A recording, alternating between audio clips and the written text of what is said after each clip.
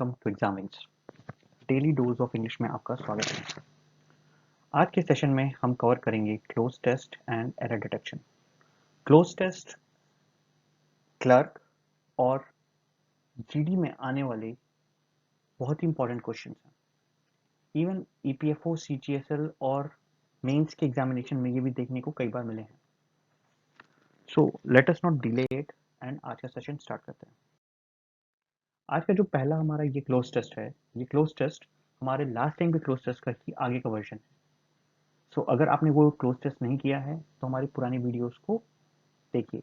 साथ ही साथ इस वीडियो को लाइक, सब्सक्राइब और शेयर करिए सो दैट ये ज़्यादा से ज़्यादा लोगों को पहुंच सके और आपको भी हेल्प मिले हमारी नई वीडियो से।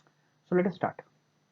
However the effect of deforestation का मतलब हमने पहले ही बताया था। डिफॉरेस्टेशन मतलब होता है पेड़ की कटाई या जंगल की कटाई जो होती है, एक्सटेंड्स बियॉन्ड कार्बन। जो डिफॉरेस्टेशन के इफेक्ट हैं वो सिर्फ और सिर्फ कार्बन से भी और आगे बढ़ते हैं। मतलब कुछ सिर्फ कार्बन का नुकसान नहीं, और भी कई तरह के नुकसान है। Rain forest dash a wide variety of ecosystem services. Wide variety मतलब बहुत ही ढेर सारी वैरायटी, मतलब अलग अलग तरीके का इकोसिस्टम सर्विस प्रोवाइड करती थी। तो रेन फॉरेस्ट डैश क्या सेल्स बेचती थी, ऑफर करती थी, देती थी मतलब गिफ्ट प्रोवाइड करती थी या अर्न। यहाँ पे बेस्ट ऑप्शन क्या दिख रहा है आपको?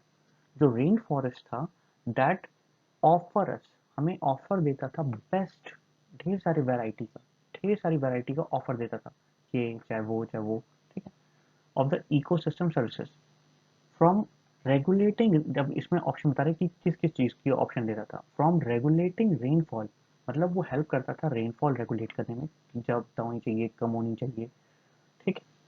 प्यूरिफाइंग ग्राउंड वाटर को प्यूरिफाई करता था। एंड कीपिंग फर्टाइल सॉइल को फर्टाइल रखना, नमी बनाए रखना, और उसमें जितने भी ज़रूरत चीज़ें हैं वो सारी होनी चाहिए मिनरल्स की, तो उनको फर्टाइल बनाए रखने का। फ्रॉम डैश क्या है? सिक्स वाला देखिए, from transforming, decoding, erupting, training या इरोडिंग।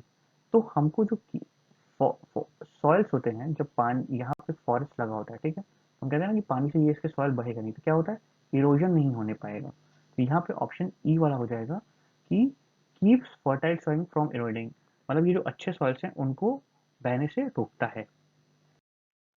आगे सेवंथ वाले ऑप्शन में देखते हैं, डिफॉरेस्टेशन इन वन एरिया, मतलब एक किसी एरिया में जब डिफॉरेस्टेशन होगा कैन सीरियसली डैमेज, वो बहुत ही सीरियसली डैमेज करेगा फूड प्रोडक्शन, उस एरिया का जो फूड प्रोडक्शन, कितनी पैदावार है खाने की, उसको बहुत ही सीरियसली अफेक्ट करेगा।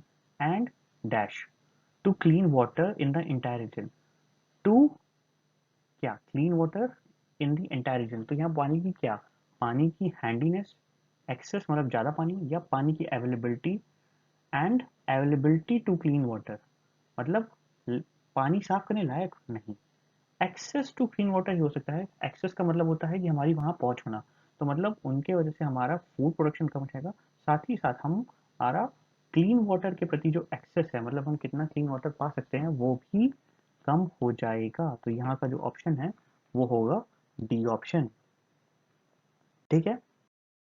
नेक्स्ट है, the value of global ecosystem services has been estimated at 33 trillion USD. 33 trillion USD जो इकोसिस्टम है उसके इफेक्ट्स को हमने एस्टिमेट बनाया है कि इतना होना चाहिए each year.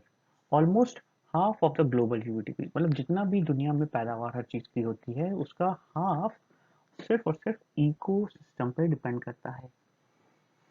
But these services have been taken for granted, but इनको फॉर ग्रांटेड हमें लगता है, इनकी वैल्यू हम कर नहीं रहे हैं। Without a mechanism to make the market reflect their value, हम कोई ऐसा इफेक्ट नहीं दिखाते, हम ऐसा कोई कैलकुलेशन नहीं करते जिससे ये दिखे कि इनका एक्चुअल इफेक्ट हमारे डे टू डे लाइफ पे कितना पड़ रहा है।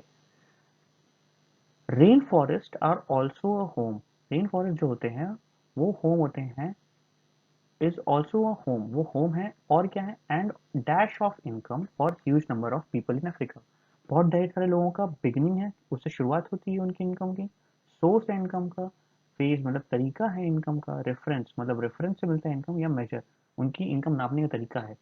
तो यहाँ पे क्या होगा, हमारा वो सोर्स ऑफ इनकम है, तो यहाँ पे ऑप्शन बी सही हो जाएगा कि आर ऑल्सो होम, कई लोग का घर है रेन फॉरेस्ट, और उनका सोर्स ऑफ इनकम भी है रेन फॉरेस्ट, मतलब वहीं रेन फॉरेस्ट से ही जो निकलता है उसी से वो कुछ कमाते हैं। नेक्स्ट इज, आगे देखते हैं, source of income for huge number of people in Africa, Asia and south America, इस इन एरियाओं में बहुत ज़्यादा ये सोर्स ऑफ इनकम का काम करता है। Dash this economic pressure frequently drive both logical community and national government in developing. अब क्या है, डैश दिस, डिस्पाइट दिस मतलब इसके बाद भी, also, in spite, apart, beside,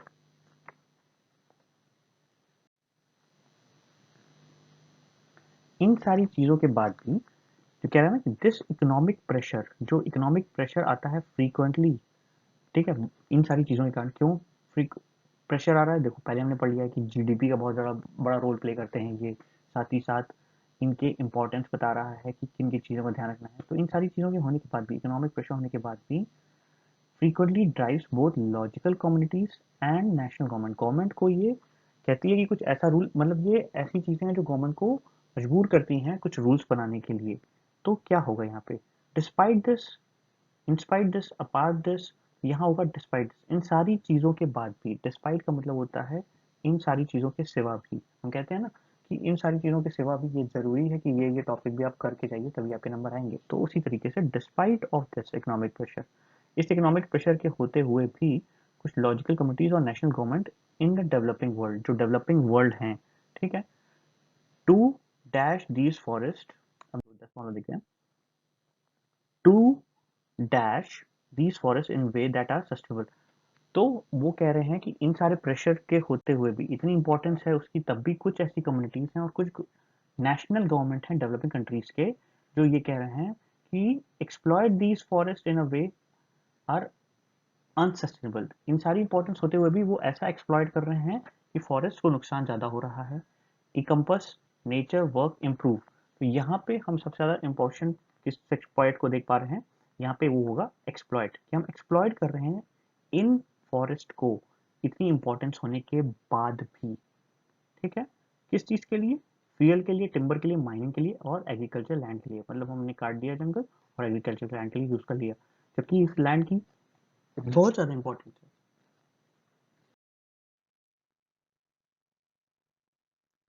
next is, यहाँ पे हम देखेंगे एरर के क्वेश्चन है।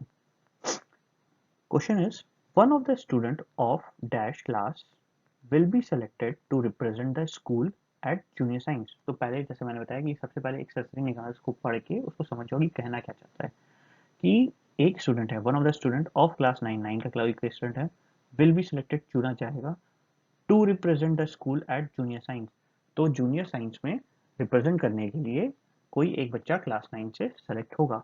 यहाँ पे एरर किस पार्ट में है, one of the student of class 9, ninth will be selected to, यहाँ पे जो आंसर गलत है वो है ए वाला, in part of the sentence student is incorrect, one of this always succeeded by plural subject, तो वन ऑफ द स्टूडेंट की जगह यहाँ पे हम क्या यूज करेंगे, स्टूडेंट्स, ठीक है, तो वन ऑफ द स्टूडेंट्स, जितने स्टूडेंट्स थे उनमें से कोई एक को सेलेक्ट किया जाएगा जो कि क्लास 9 में है, किस लिए सेलेक्ट किया जा रहा है, जूनियर साइंस में रिप्रेजेंटेशन देने के लिए।